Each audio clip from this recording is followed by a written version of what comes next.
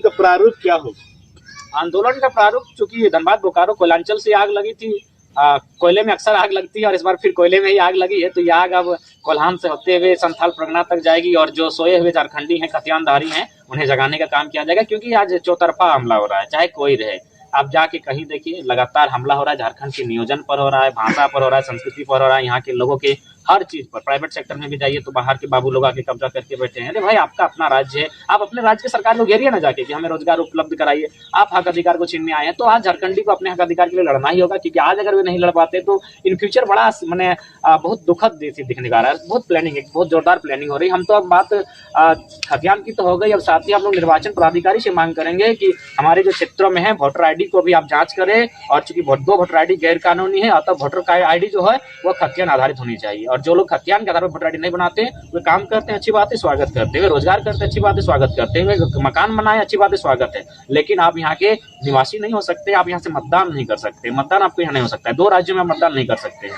तो ये चीजें, इस सिस्टम को हटाना होगा, नहीं तो इन फ्यूचर क्या होगा, भारतीय लोकतांत्रिक देश है। अगर धीरे धीरे वे लोग अगर वोटर आईडी के माध्यम से देश में कब्जा करना, राज्य में कब्जा करना प्रारंभ कर देंगे। आपका पुटकी में देखिए राजस्थान का व्यक्ति मुखिया बन गया। हम तो निर्वाचन पदाधिकारी से मैसेज देना चाहेंगे कि आप कहाँ सोए हैं, क्यों इतना बेमन करते हैं, आप संविधान को उल्लंघन कर रहे हैं। राजस्थान का आदमी यहाँ जातीय आवासीय बना के मुखिया बन रहा है। आपका गोपीनाथ दी पंचायत है, आपकी कई सैकड़ों पंचायत ऐसे हैं झारखंड में जहाँ बाहर राज्य के लोग यहाँ के मुखिया, पंचायत सचिव, मैंने पंचायत समिति सदस्य बन जा रहे हैं, जिला परिषद बन जा रहे हैं। तो ये चीज तो अन्याय है।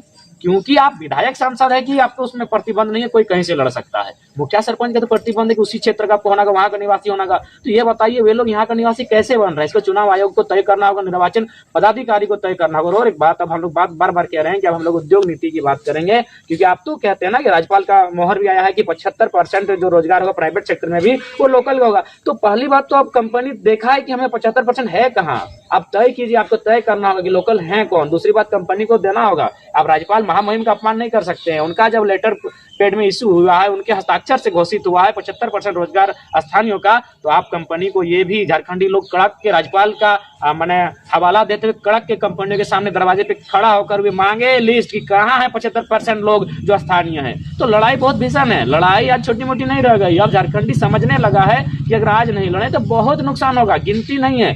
आप बहुत साजिश के तहत मैं बताना चाहूंगा, अगर कभी चुनाव आ ही जाएगा 2024 में, आप देखिएगा जब झारखंड में चुनाव होगा, बाहरी राज्यों से भर भर के ट्रक लोग आएंगे चुनाव यहाँ वोट देने के लिए। क्या मकसद है कि झारखंड में भी अपनी पहचान को बनकर रखना, झारखंड को भी लूटना, और हमारा राज्य तो है ही भैया।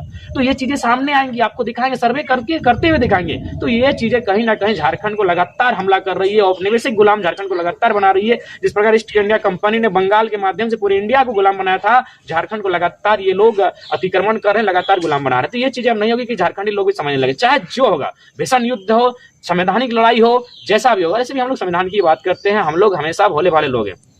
झारखंड प्रांत में रहने वाले लोग बोले वाले हैं। मैं अक्सर कहता हूं, आप माने संथाली, मुंडारी, कुर्मी हो और उड़ाव कुड़ुक का कहे बात करते हैं, यहाँ का जो मुसलमान और ब्राह्मण भी है ना, वो भी मांदर की थाप में थे रखता है। ये झारखंड की अलग संस्कृति है, तो इस चीज को समझना होगा। ये झारखंड को आप डाइवर्ट नहीं कर सकते हैं। झारखंड का मुद्दा कभी धर्म का नहीं रहा है, झारखंड का मुद्दा संस्कृति का रहा है, झारखंड का मुद्दा जल जमीन जंगल का रहा है, चाहे वो कोई रहे, किसी कौम का व्यक्ति रहे। तो झारखंड अपने मुद्दे के साथ कायम है। 9 लैंग्वेज, 1932 के खतियान के आधार पर नियोजन नीति, स्थानीय नीति, उद्योग नीति और विस्थापन नीति। विस्थापन नीति अब हम इसलिए ऐड करते हैं क्योंकि बहुत आवश्यक है। बहुत सारे लोग आके देखिएगा तंबू गाड़ के रहने लगे हैं, और एक दिन वहां को हटते हैं तो बोलते हैं कि हम विस्थापन हो। नहीं, ये गलत बात है। तंबू गाड़ के आप रहे हैं, 10 साल पहले आके रहे हैं, जबरदस्ती आके रहे हैं, और आप विस्थापित नहीं हो रहे हैं। आपका 12 बीघा में 18 बीघा में पुदीना है भैया, आप गलत मैसेज मत दीजिए समाज को, ये गलत मैसेज है। विस्थापन वो है जो सेल में जिसका जमीन गया है, विस्थापन उनका हुआ जिनका टाटा में गया है, सिंदरी में गया है, बीसीसीएल में गया है, वे लोग विस्थापित हुए हैं। जिनका 100 साल पहले विस्थापन हुए हैं वे लोग में 10 दिन पहले आप तंबू गाड़े थे और दिखा रहे हैं कि हम विस्थापन हुए, अन्याय है। इसलिए विस्थापन नीति भी खतियान आधारित होगी।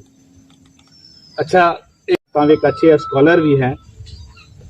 भाषा, हालांकि ये तो समाप्त हो चुका है, लेकिन फिर भी मैं पूछना चाहूंगा, ये भाषा विवाद किसकी देन है? बीजेपी, जेएमएम या और किसी की? क्योंकि जेएमएम वाले कहते हैं कि हमने तो सभी जिलों में हटा दिया, सिर्फ 4 जिलों में छोड़ दिया। ये बीजेपी वाले लागू करके गए थे, इसमें कितनी सच्चाई? नहीं, बात सच्चाई है। 2018 में ये भाषा, इन भाषाओं को मान्यता प्राप्त देने का स्टार्टिंग हुआ था, लेकिन उसमें वैकेंसी नहीं थी। उस समय विरोध हुआ था, छिटपुट विरोध हुआ था। लेकिन देखिए, पहला बात है कि झारखंड के लोग हैं उसी समय लड़ते हैं जब पूरा जोरदार हमला एकदम सामने हो। दूर से हो तो वे नहीं लड़ते। तो क्या उन्होंने उस समय छिटपुट आंदोलन किया था, मुझे पूरा याद है 2018 का मामला था, हम लोग भी तो कहीं ना कहीं बीजेपी ने रास्ता खोला था। और जो अभी जेएमएम के साथ कांग्रेस आ गई, उन्होंने रास्ता को पूर्णतः खोल। देखिए बीजेपी और जेएमएम बीजेपी और कांग्रेस दोनों केंद्रीय पार्टी है। केंद्रीय पार्टी कभी क्षेत्रीय नहीं हो सकती, एक बात जानिए। आज ये लोग उत्तर भारत में है, दक्षिण भारत में क्यों नहीं? कि दक्षिण भारत के लोग कहीं ना कहीं लॉजिकल बात करते हैं, फैक्चुअल बात करते हैं। उत्तर भारत के लोग भावनाओं में बह जाते हैं, हिंदू मुस्लिम ये भावनाओं में इनमें बह जाते हैं, इंडिया पाकिस्तान तो मैंने नारों में बह जाते हैं उत्तर भारत के लोग, इसलिए उत्तर भारत का विकास थोड़ा कम हुआ है। अब दक्षिण भारत जाइए, वहां सुनने में आया कि तमिलनाडु में जो रेलवे का 3rd और 4th ग्रेड का जॉब होता है, वहाँ वैकेंसी लोग भरते ही नहीं है। इतना डेवलपमेंट स्टेट हो चुका है, क्योंकि ये लोग भावनाओं में नहीं, वे लोग तर्क में जाते हैं, लॉजिक की बात करते हैं, फैक्ट की बात करते हैं। इसीलिए आज बीजेपी और कांग्रेस दोनों पार्टी वहाँ टिक नहीं पाती है। तो ये लोग जान रहे हैं कि टिकना कहाँ है, उत्तर प्रदेश में, सॉरी उत्तर भारत में टिकना है। झारखंड भी एक बहुत बड़ा खनिज संपदा परिपूर्ण राज्य है। इस राज्य को अगर इसकी पहचान दे दी जाए, अगर 9 भाषा में यहाँ पढ़ाई होने लगेगी, तो यहाँ के लोग सक्षम होने लगेंगे और बीजेपी कांग्रेस दोनों यहाँ टिक नहीं पाएगी। तो इसलिए देखिए जेएमएम क्षेत्रीय पार्टी, आईएसयू भी क्षेत्रीय पार्टी है, और कहीं ना कहीं ये लोग भी आप तो भाई माटी की पार्टी हैं, लेकिन आप कहीं ना कहीं उनके साथ जाकर माटी के साथ गद्दारी का काम करते हैं। तो इसलिए ये जो क्षेत्रीय पार्टियां हमारी आईएसयू जेएमएम, इन दोनों को सोचना होगा। आईएसयू ने बीजेपी के टाइम झारखंड को छलने का काम किया था, आज इस समय जेएमएम कांग्रेस के साथ मिलकर झारखंड को छलने का काम कर रही है। तो कहीं ना कहीं जितनी भी पार्टियां आई है, सभी लगातार झारखंड के लिए स्टैंड नहीं कर पा रही है। अब क्या उनकी मजबूरी है तो वे लोग जाने, क्योंकि हम लोग तो स्टूडेंट हैं, हम लोग सदन में बैठते नहीं है। क्या उनकी मजबूरी है, क्या समस्या है, लेकिन जो भी मजबूरी है, एक बात याद रखिए, पार्टी नया बनती रहती है, माटी नहीं बनती है। आज माटी का करोड़ों साल का इतिहास है, अरबों साल का इतिहास है माटी का।